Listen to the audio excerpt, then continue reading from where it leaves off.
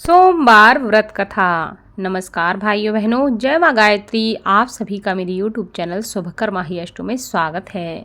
आज सोमवार के दिन सुनेंगे सोमवार व्रत कथा।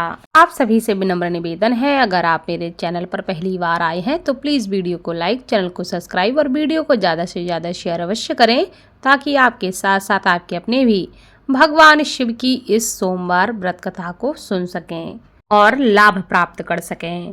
आपके साथ आपके घर परिवार पर भगवान शिव की कृपा बनी रहे। सोमवार का दिन भगवान शंकर को समर्पित है। सोमवार के दिन भक्त भोलेनाथ को प्रसन्न करने के लिए विशेष पूजा अर्चना करते हैं। कुछ लोग आज के दिन व्रत भी रखते हैं ताकि भगवान शिव की विशेष कृपा उन्हें प्राप्त हो सके। बाबा भोलेनाथ के आशीर्वाद के लिए आप भी सोमवार का व्रत करें और सोमवार की कथा को अवश्य सुनें। भगवान शिव की कथा को सुनने से या सुनाने से भगवान शिव की विशेष कृपा प्राप्त होती है। प्राचीन कथा के अनुसार एक समय की बात है कि किसी नगर में एक साहूकार रहता था। उसके घर में धन की कोई कमी नहीं थी, लेकिन उसकी कोई संतान नहीं थी। इस कारण वह बहुत दुखी रहता था। पुत्र प्राप्ति के लिए वह प्रत्येक सोमवार का व्रत रखता था और पूरी श्रद्धा के साथ भगवान शिव के मंदिर जाकर भगवान शिव और माता गौरी की पूजा किया करता था। उसकी भक्ति को देखकर एक दिन माता पार्वती प्रसन्न हो गईं और भगवान शिव से उस साहूकार की मनोकामना को पूर्ण करने का आग्रह करने लगीं। पार्वती जी की इच्छा सुनकर भगवान शिव कहने लगे कि हे पार्वती, इस संसार में हर प्राणी को उसके कर्मों का फल मिलता है और जिसके भाग्य में जो होता है उसे वही भोगना पड़ता है। लेकिन पार्वती जी ने साहूकार की भक्ति का मान रखने के लिए और उसकी मनोकामना पूर्ण करने की इच्छा जताई।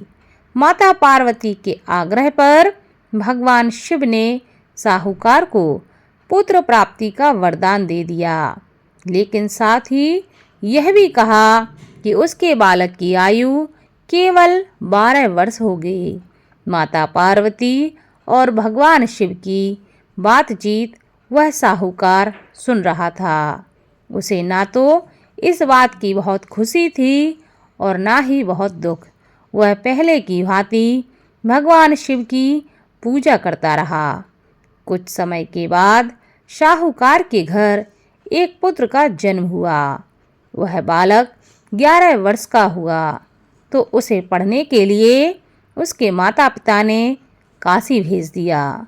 साहूकार ने पुत्र के मामा को बुलाकर उसे बहुत सारा धन दिया और कहा कि तुम इस बालक को काशी विद्या प्राप्ति के लिए ले जाओ और मार्ग में यज्ञ कराना। जहाँ भी यज्ञ कराओ वहाँ ब्राह्मणों को भोजन कराते जाना और दक्षिणा देते हुए ही जाना। दोनों मामा भांजे इसी तरह यज्ञ कराते और ब्राह्मणों को दान दक्षिणा देते काशी की ओर चल पड़े। रात में एक नगर पड़ा जहाँ नगर के राजा की कन्या का विवाह हो रहा था, लेकिन जिस राजकुमार से उसका विवाह होने वाला था वह एक आंख से काना था। राजकुमार के पिता ने अपने पुत्र के काना होने की बात को छुपाने के लिए एक चाल सोची। साहूकार के पुत्र को देखकर उसके मन में एक विचार आया। उसने सोचा, क्यों ना इस लड़के को दूल्हा बनाकर राजकुमारी से विवाह करा दूं। विवाह के बाद इसको धन देकर मैं विदा कर दूंगा और राजकुमारी को अपने नगर ले जाऊंगा। लड़के को दूल्हे के वस्त्र पहनाकर राजकुमारी से विवाह कराने के लिए उसने उसके मामा से प्रस्ताव रखा। उसका मामा लालच में आकर तैयार हो गया और उसने अपने भांजे को लड़के की जगह दूल्हा बनाकर वस्त्र पहनाकर राजकुमारी से विवाह करा दिया। लेकिन साहूकार का पुत्र बहुत ही ईमानदार था। उसे इस बात का जब पता चला तो न्याय संगत उसने सोचा कि यह छल होगा, इसलिए उसने अवसर पाते ही राजकुमारी को चुन्नी के पल्ले पर लिखा कि तुम्हारा विवाह तो मेरे साथ हुआ है, लेकिन जिस राजकुमार के संग तुम्हें भेजा जाएगा वह एक आंख से काना है। मैं तो काशी में पढ़ने जा रहा हूँ। जब राजकुमारी ने चुनरी पर लिखी बातें पढ़ी तो उसने अपने माता पिता को यह सच्चाई बताई। राजा ने अपनी पुत्री को विदा नहीं किया, जिससे बारात वापस लौट गई। दूसरी ओर साहूकार का लड़का और उसका मामा काशी पहुँचे और वहाँ जाकर उन्होंने यज्ञ किया। जिस दिन लड़के की आयु 12 साल की हुई, उसी दिन यज्ञ रखा गया। लड़के ने अपने मामा से कहा कि मेरी तबीयत कुछ ठीक नहीं लग रही। मामा ने कहा कि तुम अंदर जाकर सो जाओ।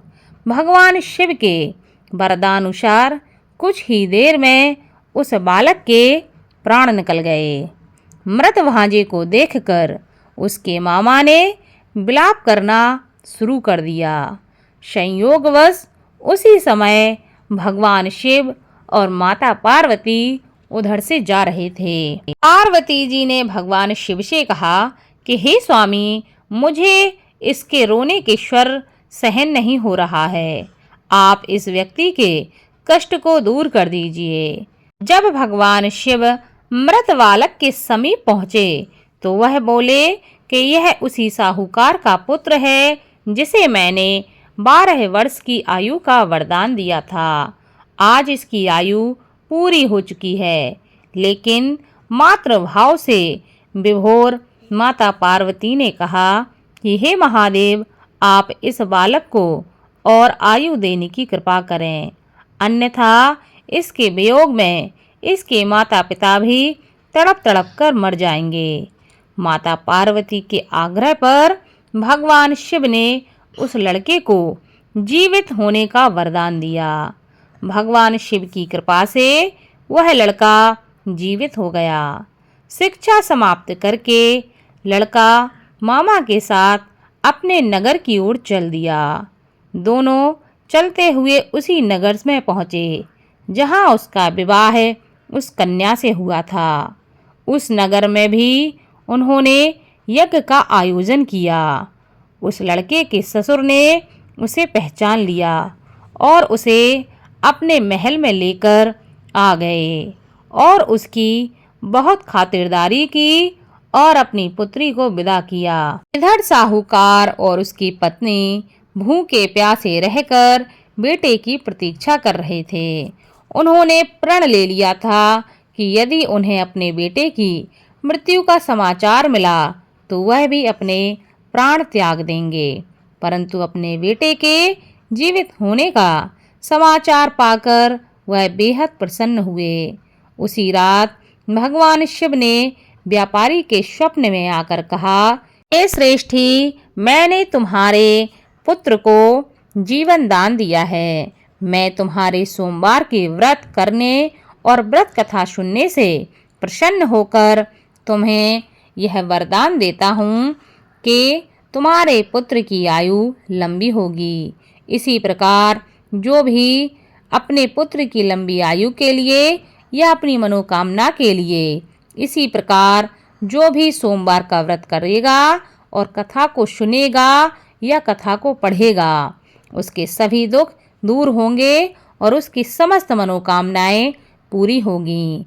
उसके जीवन में किसी भी प्रकार का कष्ट संकट नहीं रहेगा। इस प्रकार भगवान शिव ने उस व्यापारी के दुख को दूर किया, वैसे ही सबके दुख को दूर करना। बोलो भगवान शिव की जय।